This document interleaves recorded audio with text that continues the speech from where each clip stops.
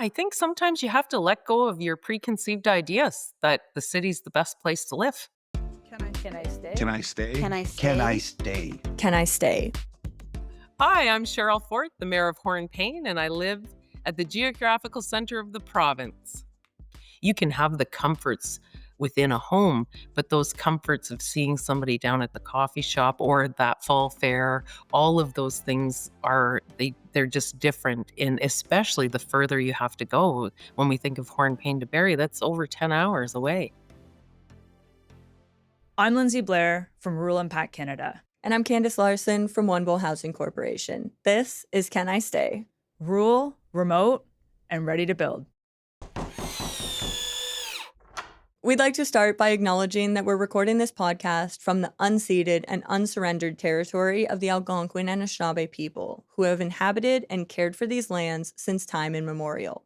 We honor that stewardship, acknowledge the harms of colonization, and commit to walking together in a spirit of learning and healing. Welcome to our final episode of Season 1. Today, we're finally going to share the outcome of the $300 million CMHC Housing Supply Challenge. And we're going to share more about a brand new joint project between One Bowl and Rural Impact Canada. We're working together, Candice. And we're super excited about it. So let's talk more about that and the CMHC Challenge outcomes. We'll also be turning towards the future. What's next for One Bowl and Rural Impact Canada? And how can we actually start changing the systems to improve housing access across Canada? So Candice, when we started episode 1, we invited the audience on our journey, or as I recall, we talked about it as a roller coaster ride. Absolutely. And all the ups and downs that have happened throughout this whole process of the Housing Supply Challenge. And I think it's incredible to look at us now and say that we went from competitors or rivals, as some would say, and we're now sitting here together with a podcast. And even further than that, we're working on projects together that are actually creating impact in northern communities. Like the work we're doing in a rural and northern community, Hornepayne. Exactly. And I think it's relevant to highlight for the audience that Hornepayne's over 1,000 kilometers away from Ottawa, where we're seated right now filming this podcast. And although it's a township of less than 1,000 people, it's a community that's really the center of many key industries within the region. But it's a community that, like we've talked about, is struggling with vacant land, struggling with servicing, and really struggling as a township to really kickstart development that they need to bring more industry to their community and to service the industry that's already there.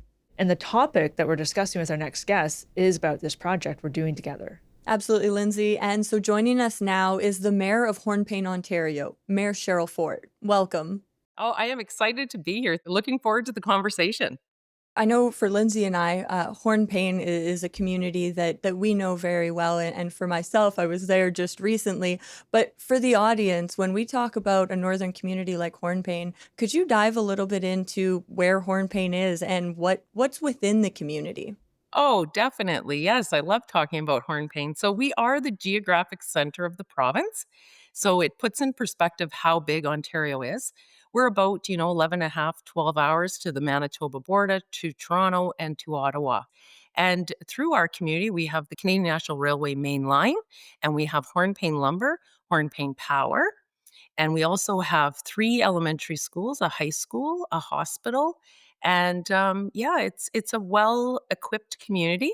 We have a grocery store and restaurants, and we just opened, I'm so proud, Motel Studio 6, brand new motel, 44 kitchenette units, and Hornepayne, the township of Hornepayne, was a partner in that, so that was a new development, and we did that actually through Hornepayne Housing Corporation and diversifying our housing stock. Once you're here, there's access to all sorts of lakes, trails, snowmobile, ATV. You can go fishing, hunting, whatever your outdoor adventure is. The fishing's really good, I could say. Every time I'm there, I make sure I bring the fishing rods so that I can cash in on that. And I'm looking forward to doing that too, when our team comes up there to visit as well. And so, Mayor Fort, you touched on something there that I'd love for you to go a little bit deeper on, which is Hornepayne Housing Corporation, and that entity that the municipality created. Can you share a little bit more about that corporation with the viewers? Yes, for sure. So back in 2018, when I decided to run for mayor, one of the big deciding factors for me was I owned property on First Government Lake, which is within the municipality, and I wanted to build out there. At the time, it was between a 350 $400,000 home, and at that time, the taxes on that home, brand new, if it was assessed at that value, would be somewhere between I think 14 and 16,000. It was just outrageous. So that was part of the motivation at the time to run. And I ran on the platform to create a housing task force, which we did. We looked at that. And then we looked that we needed to do further diversification for our community, and the housing stock. We're made up of not that many rentals, apartment rentals, lots of single dwelling family homes, and quite aged, most of them. So from there, we partnered with the Hornepayne Economic Development Corporation, who had purchased 35 unit Parkview apartments, and they wanted to transition out of that, and we were transitioning into housing through our task force. So we did a business case for a municipal service corp. So this is a municipal owned entity that we are the main shareholders for at the township, but they have their own board. They do run on their own within the guidelines that we set for them. And they've been successful in applying for some grants, upgrading the Parkview apartments.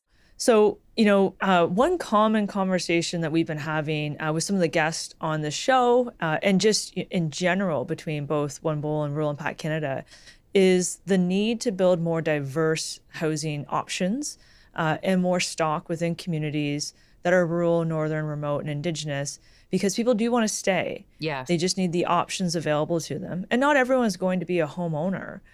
So diversifying between even just home ownership and rental options, and the different types within those, such as worker housing, to support industry, like you've mentioned, that do exist within communities. And so when it comes to that, Hornepayne Housing Corporation has really been a bit of an incubator for the municipality to start addressing that diversification aspect of housing stock within Hornepayne. Yes, definitely.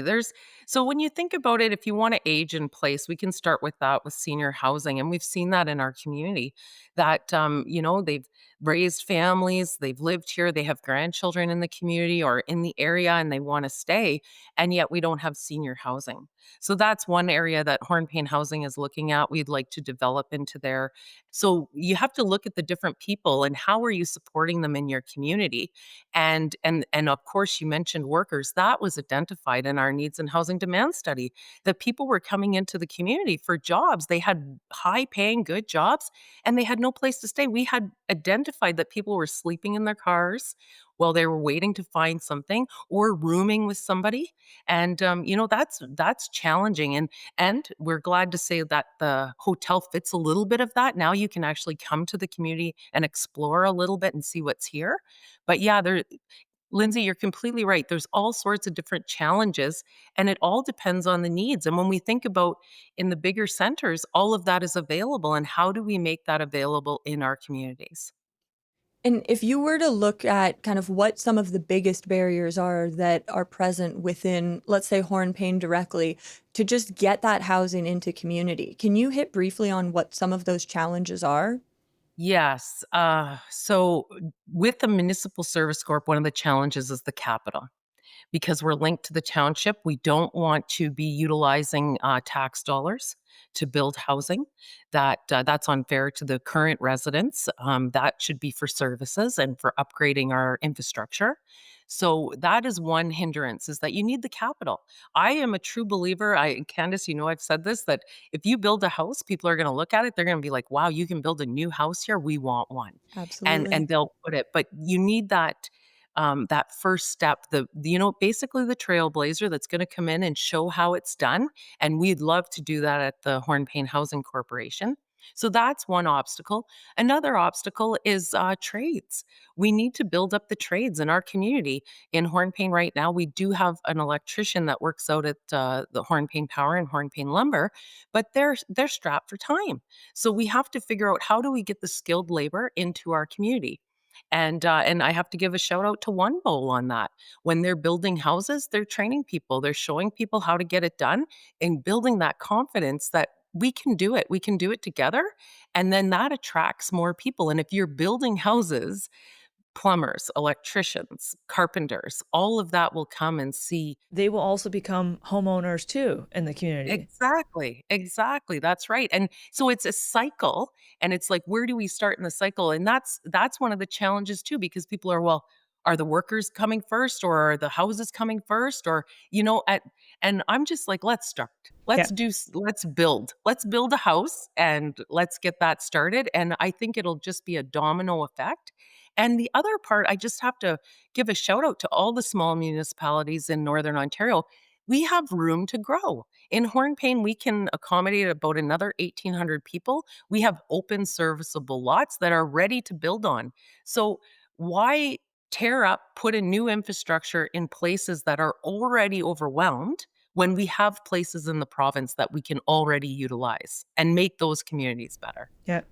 And sometimes we do hear, and I know that both Lindsay and I cannot echo this statement, and I know you can't either, but oftentimes we do hear individuals, potentially from larger urban centers, that ask the question, well, if it's a small township or municipality, let's say like Hornepayne, less than 1,000 people, why should we be building housing in a region like that? Why not just build it elsewhere? So can you touch briefly on why housing needs to come to your community and really why it's not an option for us to just build in large urban centers and rely heavily on that?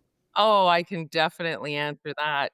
All you city dwellers, do you like your lifestyle? Because all of the things that are in your communities come from rural regions. They're either transported through, like on the main line at CN, or across the Trans Canada highways, or even on boat.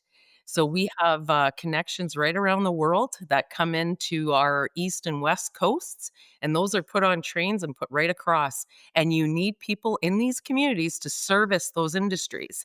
And when you build a community, you need the schools and the hospitals and all of that to take care of the people that are out there doing that. So if we want to maintain these wonderful lifestyles that we have in cities, we have to take care of the people in the background that are living in these rural areas and northern areas and outside of the bigger centers, providing those services.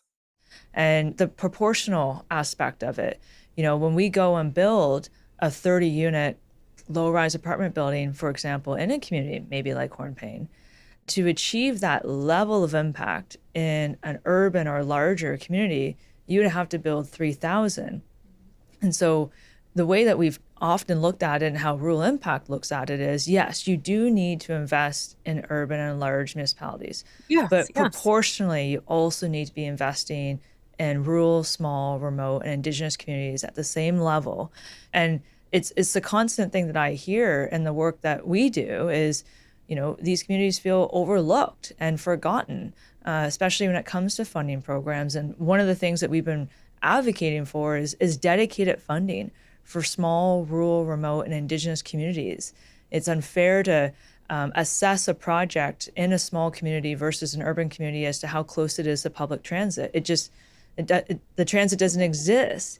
But at the same time, we have these projects that are being built at under $400 a square foot in 6 months. And you don't get those factors in urban spaces, in larger cities. And so they work together. Absolutely. Well, I think it speaks to it, even saying that there's under 1,000 residents currently, but the capacity for another 1,700 lots that can come forward and that are viable. And that's not something you'll see in an urban center where you can almost 50-50 of what you have currently and what you're able to increase. And it's about creating the environment that supports development, which I think is where One Bowl and Rural Impact Canada really come together in this creation of an environment, and where Hornepayne Housing Corporation is also doing that with with Hornepayne as well. Create the environment to support development, and development can happen, and people will come. And so Hornepayne and Hornepayne Housing Corporation right now are really taking the steps to address both the challenges that you're currently experiencing in terms of housing and skilled trades, but you're also really creating some solutions yourself. And I know bringing forward a lot of innovative ideas to government and really implementation in your own community. What does it look like over the next few years for Hornepayne and Hornepayne Housing Corporation? And are there projects in the works? Is there any short-term vision and long-term goals that you have? Yeah, so when I think about the future for Hornepayne, I think about ribbon cutting. We've done so much work in the background. Right now, 3rd Avenue, which is about a kilometer of roadway, it's one of our busiest roadway, is getting completely redone. We're doing all the underground infrastructure, and next year we'll have it fully paved. When we think about housing into the future, yeah, Hornepayne Housing Corporation, we want to help the region. We're looking at expanding. How do we get things done at those bigger numbers? If we have to build 300 units to go after the funding, okay, we're not going to sit back and whine about it. We're going to be like, okay, how do we create it so that we can put an application in for 300 units and maybe it helps 6 communities, not just one. And then moving forward beyond that, we have to do more water and wastewater improvements. And my goal is I'd like to do 3 roads the next time, all at once, all in one summer. Let's get it done. Like, this isn't, we don't want to live, a full generation in upgrading. We want to at some place get to the point where now we're at maintenance and we're going to keep care of everything better than we have in the past. And you see that with asset management and looking at what your assets are. And then when you go to Hornepayne Housing, I would like to see it as a regional housing corporation that helps all communities diversify their housing stock. Hornepayne is not alone. And when the North was settled and developed, it was all developed very similarly. And so we have these common challenges. Let's work together and solve them. A few things you said there that I think are worth narrowing in. And it expands upon what Candace and I talked about, where, the work that Rural Impact Canada does, we kind of go in and do our work, and then Candace and One Bowl comes in after, and there's really good synergy. But you mentioned something there that I think is worth narrowing in on, which is you're doing 1 road this year, and you'd like to do 3 roads next year. And, I don't think it's talked about enough about what the barriers are for investing into infrastructure that municipalities have to get over those hurdles for, and why there's this innovative piece happening that we're working together on with Hornepayne Yes. Housing Corporation to reduce those hurdles and challenges so that next year you can go and do 3 roads, because economies of scale, it would make sense. Go in, do it all at once versus piecemeal. But sometimes we see municipalities not being able to just go and do that. And it is piecemeal, and we know it's more expensive, but there's a reason for that. And so I think if you can share a bit of your knowledge with that with the audience, I think that would be really helpful. Yeah, oh, definitely. So the way we look at it is that we started with the one project, 3rd Avenue. And why did we pick that road? That was the road we were digging up all the time. We were spending all this money and we were like, man, we could get a loan, have this all fixed, and we wouldn't have to rip it up every, couple of weeks or months or whatever. But to do that as a small municipality, like, let's put it in perspective. Our entire municipal budget is equal to the money we're spending on 3rd Avenue. So if you went to a city of Toronto and said, okay, take your whole municipal budget, everything you spend, and you're going to do one project at that size, that's overwhelming. So then when we look at housing, and I have to say, Lindsay, when we met in Ottawa, I was so happy to hear somebody say, like, I know about municipal service corporations. I know how we can innovate them. Because I was like, there's got to be more tools than this. Like, we need to branch away and get bigger and show people that it can be done. And you're right, there's people in the community right now waiting for housing. Or they want to transition into a bigger house and they don't have the opportunities. Families are growing, which is amazing. So, yeah, so we want to start. That's why I said earlier, start with one. Let's Mhm. build one. Let's get it going and figure out how it's done. And then we can broaden out, and two, other communities can see that this is possible. It's that, seeing is believing, and then work out the kinks and because there's always going to be mistakes, or you're going to hit some pitfalls or what have you in a project. But I don't look at that as any sort of failure. I look at, let's see what we can improve from that and move forward, and then we'll better the next time. Every time it should get better, easier, and smoother. And just to touch too, when you said, the cost of the 1 road is essentially your municipal budget. You know, I hear a lot from people where they say, why doesn't the municipality just invest in all the roads and take on debt and take on loans? And the reality is municipalities are restricted as to how much they can borrow. and how That's much right. debt they can take on. And inherently, for small, rural, remote, and Indigenous communities, you get your revenues from property taxes. And so if you only have under 1,000 properties that are within an area, you don't have an equitable amount of money to be working with proportionally to the larger, more urban municipalities. And so how Hornepayne is looking at also managing its assets, like you mentioned too, to remove restrictions to debt so that you can invest in other things. And the innovations that we're looking at right now with Hornepayne Housing Corporation, it will be trailblazing for rural and small communities across Canada, frankly.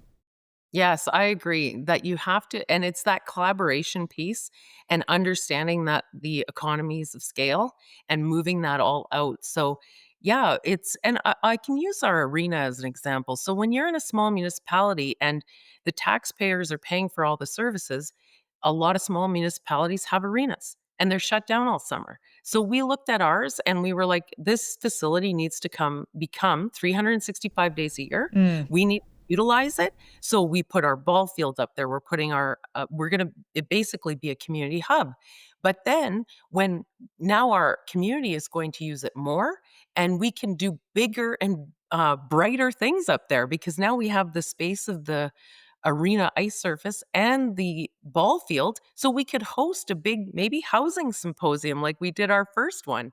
Which I think we're hopeful to maybe do someday. Yeah, I was gonna yeah, say that's we attended the first one last year, and honestly, it blew my mind because, as you know, Mayor Fort, that time and time again we'll hear from southern communities that there isn't that desire in northern regions to really take control of addressing the housing crisis or tackling the challenges themselves. Mhm. We went to the Hornepayne housing event, and honestly, every community member came up to talk to us, and every single community member said, if there is a training program in this community, we are building these homes ourselves.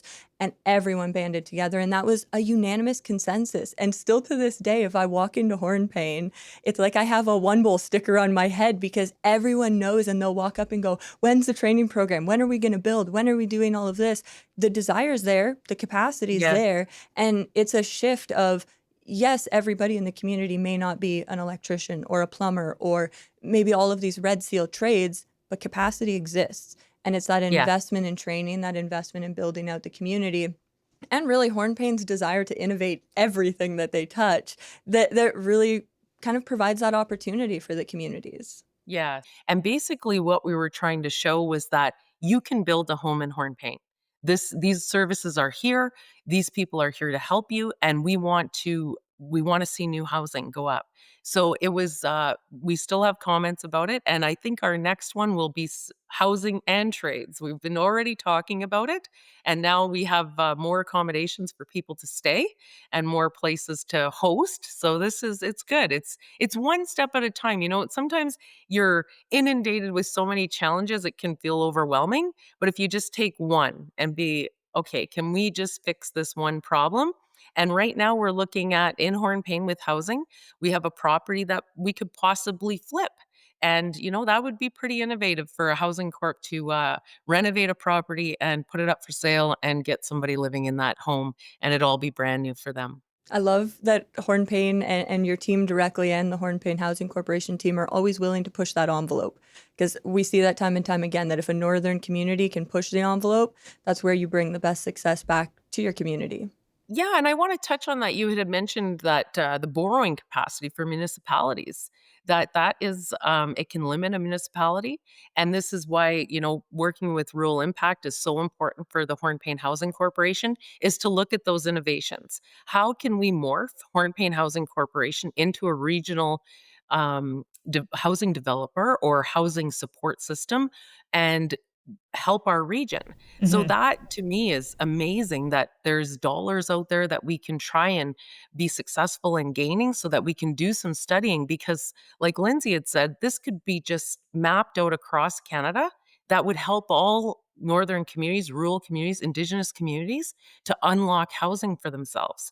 And I'm excited. I'm excited that you know what this is a solution that would work for the North and be for the North. And I always use North, so if you live in rural, you're included. the challenges and difficulties that Hornepayne is facing is the same that many small, rural, remote, and Indigenous communities are facing as well. So rather than have everyone recreate their own wheel, Hornepayne Housing Corporation has a wheel, and it's a good wheel. And we're working together to make that a hybrid, specialized wheel that everyone can jump on board with, and that includes making it available to work and collaborate with other organizations like One Bowl. And it's something that our team is just so excited to be working, with you and Hornepayne Housing Corporation on. Yes, I love your wheel example. I'm Love my analogies. yeah, I'm like, now we were a unicycle and now we're gonna become an electric bike. And I just love that. Yeah, no, I'm all for it, and I really just wanna see it unlock. Like, it'll help Pouring Pain, but sometimes to help your community, you have to go out to the bigger region and say, "Look, where can we work together?" And we all need housing. And with the requirement of units in some of the applications, and just to find the builders, like, if we could do, say, we could do the 300 units over 3 years, and we have those builders now, contracted with us for those 3 years, well, that's doable. Yep. But if it's so hard in the North because everyone has limited capacity, and then those projects that have the bigger price tags, use up all that capacity. But if we can band together and use our all of our smaller capacity, put it all in one bowl, we could get a I love that. few houses built. Yeah, I was hoping for a linkage there because I was just about to say, when we talk about that, and in one of our other episodes, Candace was shining light on the fact that when they were in a community and they built one home, it took 21 days the first time, but then it took 15 days the second time, and then down to 9. And so, starting And out, they're so fun to build. yeah, That's it. It's sophisticated Lego system. Everyone yes, can do it and everyone can have fun doing it. but scalable within a community, Yeah. at an exponential factor. So start with one, but then, it just scales up every single time. And so, yes, to look at 300 new units of housing across the region, and to do, one regional approach to a funding application that brings up and lifts up the community, and mobilizes the community, and just enables the community to actually be the builder themselves. It's not then just investing in housing. This is one thing that we talk a lot about. It's investing in the community and, built for the community, by the community. And that money that you get to build this housing just has such a ripple effect, when it's done in that manner. Yes, so well said, for sure. And just the excitement, because really when we use the word community, we're talking about people, right? And that they're building skills, they're getting excited. The one bowl homes, when they're put together, like all of the different skills that are put into doing that, and then people understanding, like, hey, I can do this. And it's kind of addictive because I know when I was in Chapleau and helping to put one together, I was right in there. I did not want to leave that day. It was a beautiful day, and I was able to lay 3 of the logs and work with the caulking guns and all of that and the different insulation pieces that they put in. And it was quite simple in the sense that, but if someone just delivered that to me and I had to do it on my own, I would have been overwhelmed. But when you see it and they have everything organized for whatever build you're doing, it was fun. And I have to say, it was addicting. I did not want to leave that day. I wanted to stay there and see that house complete. Well, and I feel that the next housing summit, if we're working in the trades as well, we may as well be bringing up a kit and maybe we build one while we're on the spot there, figure Or out how 20 we can, kits. yeah, Hey. figure out how we can maybe get some mini units there. So I think we have an offline conversation between us. Yeah. I'm all for it. Yes. I love it. Well, like we want to do a season 2. And I think, Mayor Fort, having you on that season, to talk about the work that, we continue to do, with Hornepayne and together, all together, would be a great follow-up to this season and today's episode. And as always, it's a pleasure to be able to talk to you and be able to hear your experience and really what you're seeing within Hornepayne and what's needed within the region as well as we go forward. Yeah, for sure. Well, I just envisioned that we host that second season in a one bowl home in Hornepayne, showcasing all the work that's been done since this time. Yes. Yeah. Yeah.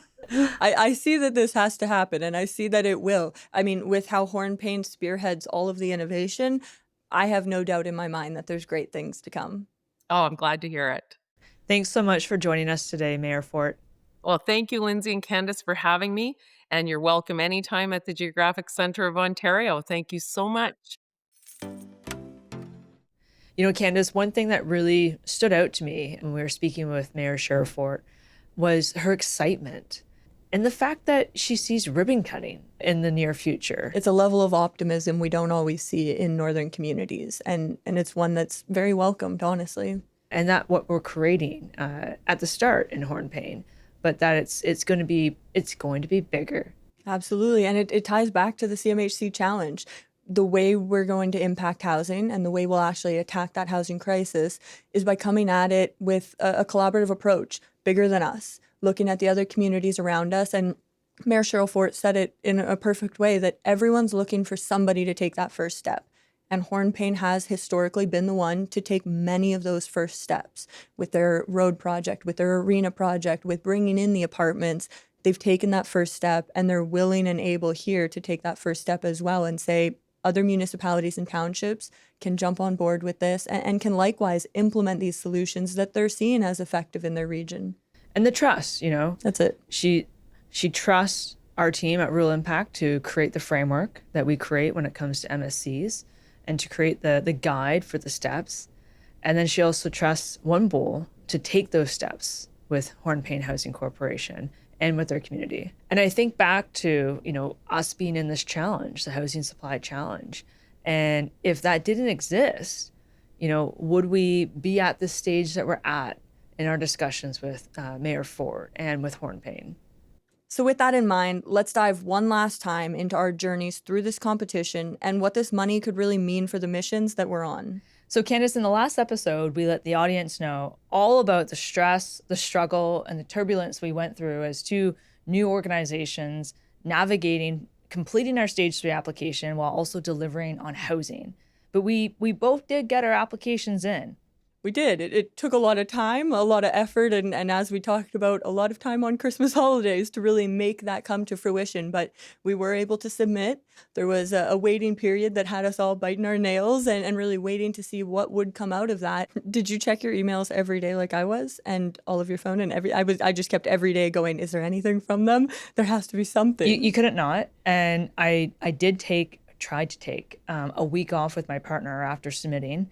And I had all these plans how I wasn't going to look at my phone. And I looked at my phone every day. I think it was a mess. It was like a post Stage 3 application hangover, frankly. I was delirious half the time. And I needed like a vacation after that vacation to really come down because you had to be obsessive. Like every day I was awake leading up to that Stage 3 application. All I was thinking about was, okay, maybe I should tweak this sentence here.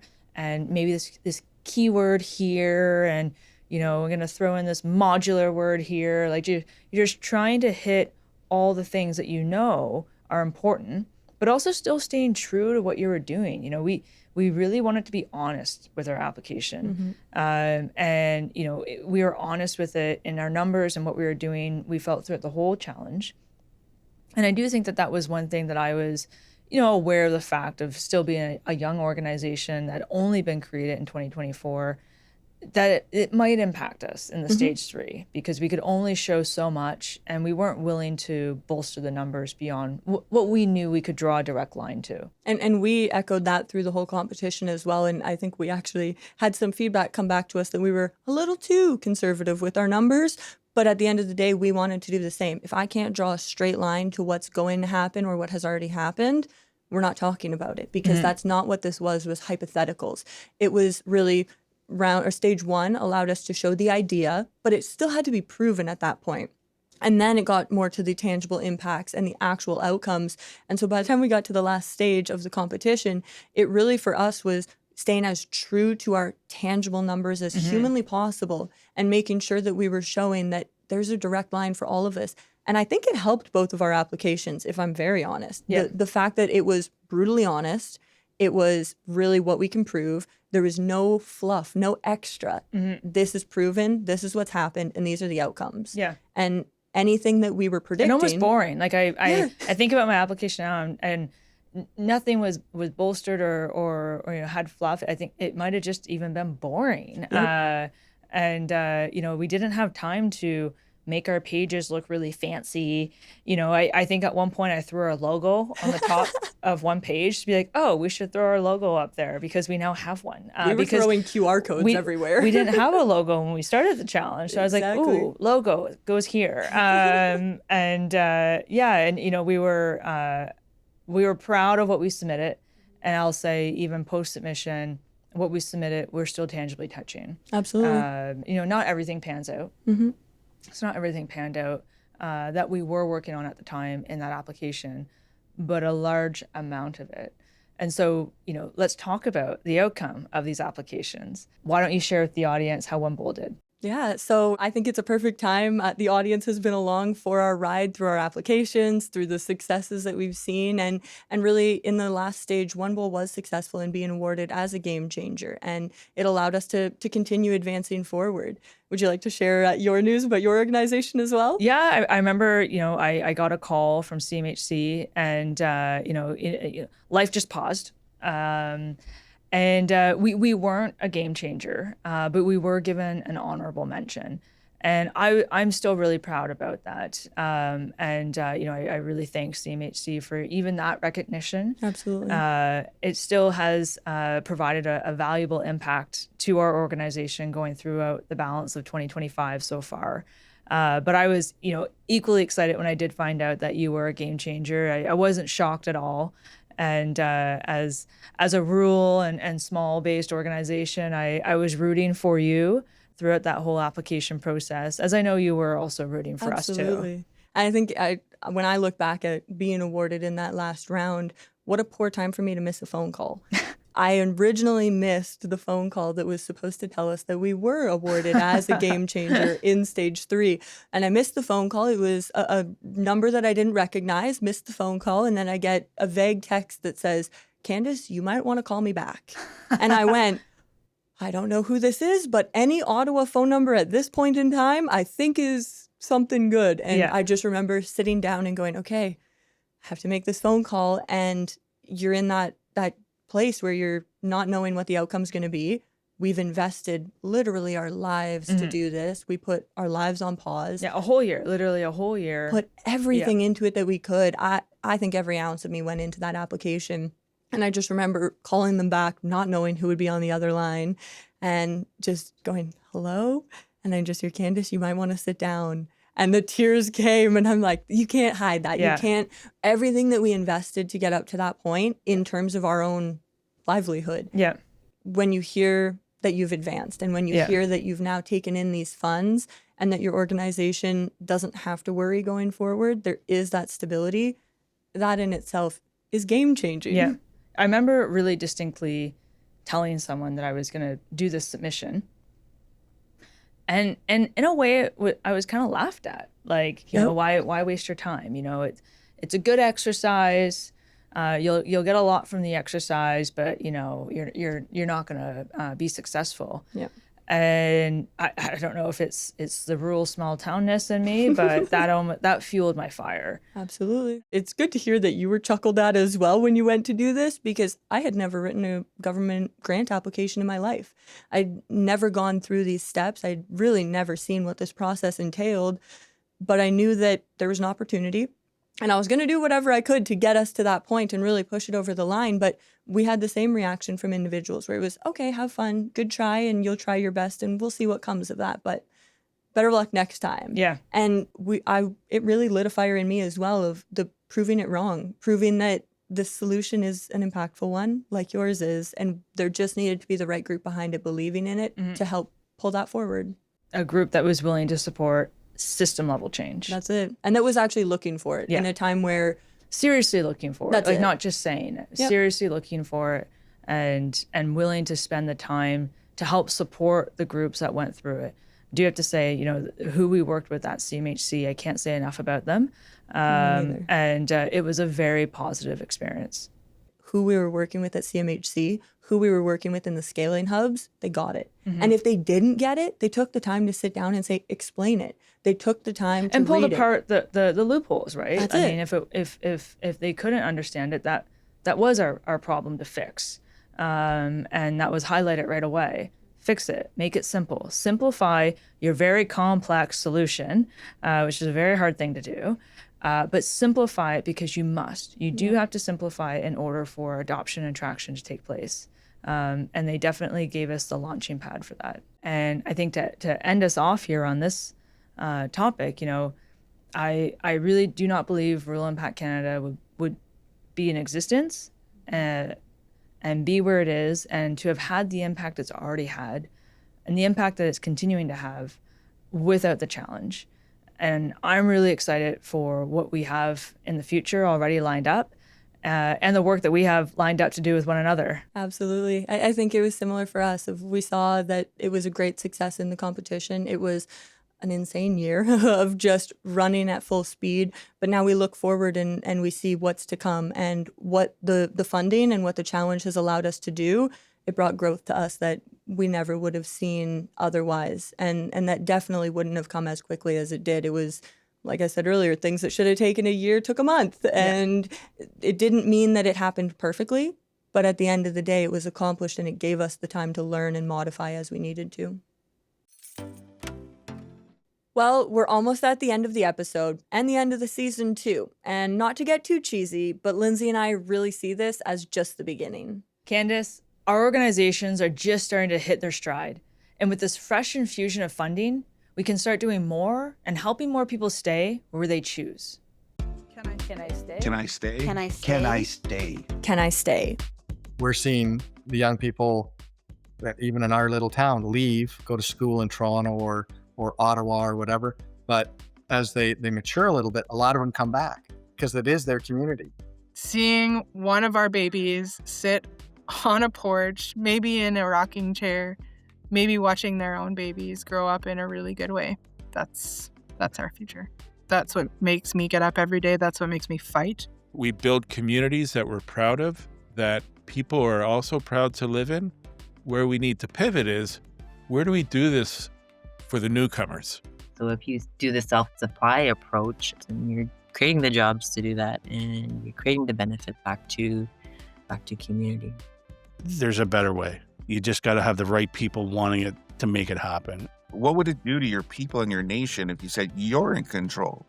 You go get those standing trees, and we'll work with you to find a way to make it you get a standing home in your community where your whole community is involved. I am staying. I'm staying here. I'm staying. I'm staying. And I am staying. My community is staying, our connection is staying, and our connection will always be there. I am staying in Hornepayne. It's the geographical center of Ontario. It's made my home here, and I've raised my family here, and there's no other place that I want to call home.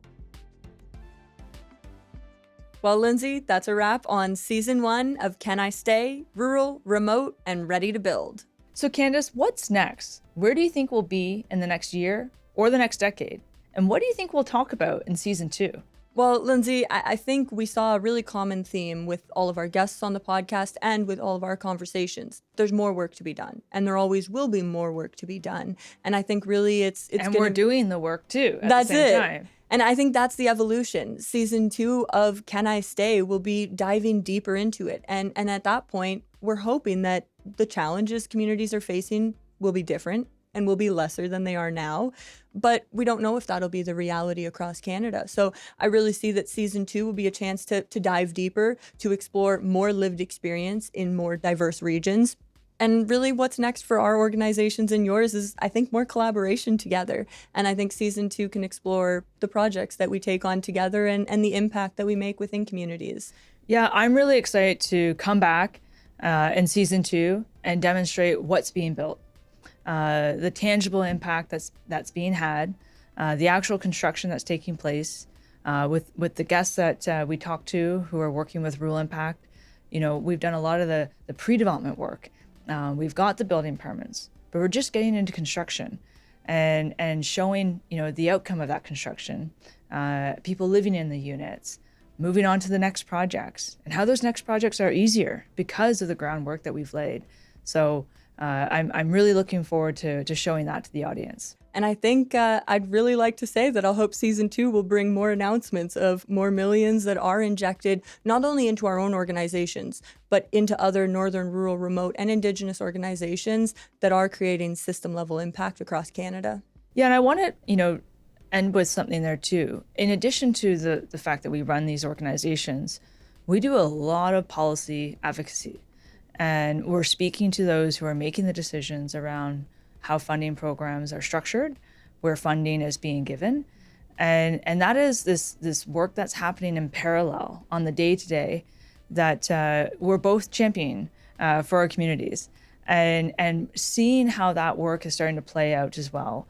And speaking more to that and letting our audience know, if you live in a small, rural, remote, or Indigenous community, we're your voice. We're out there. We're out there on Parliament Hill. We're out there speaking to our MPs. We're speaking to the province and making sure the voices are being heard. And I know from the work we're doing and also the work that I've seen Wimble do, the voices are being heard. Absolutely. And I think we're about to start seeing that transition into policy change and being implemented on the ground. Well, Lindsay, I think you've set the stage perfectly for season 2, and we'd love to see the audience back to join us as we continue the impact, continue implementing solutions, and continue exploring the challenges and opportunities that exist. I'm Lindsay Blair for Rural Impact Canada. Thanks for joining us. If you've missed any episodes, you can find them all on YouTube and all major podcast platforms. Just search Can I Stay? And I'm Candice Larson for Wimble Housing Corporation. Thanks again for joining us. Miigwech. This podcast was produced in partnership with Foresight Canada. Thanks to all our guests and the teams at Wimble Housing Corporation and Rural Impact Canada for their support. Produced at Pop-Up Podcasting.